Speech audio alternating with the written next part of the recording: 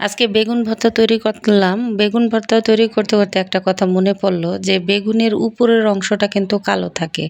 এটা আমরা সবাই জানি। আর বেগুনটা ছুললে দেখেন কেমন হচ্ছে গিয়া সাদা একটা আবরণ হয়। এটা হচ্ছে গিয়ে আসলে কথা মনে পড়ল যে মানুষ সুন্দরের পূজারী। মানুষ সুন্দর দেখলে তারা অস্থির হয়ে যায়। কিন্তু আসলে বাস্তবে সবসময় মনে রাখবেন উপরের সৌন্দর্য বড় সৌন্দর্য নয়।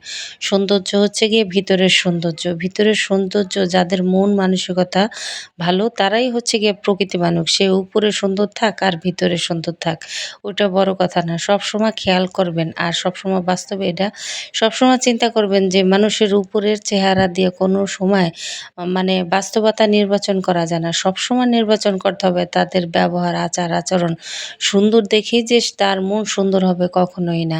মানুষের মন মানসিকতা চিনতে হলে, বুঝতে হলে সবার আগে আপনাকে তার হচ্ছে গিয়া মনের ভিতরের খবরটা জানতে হবে।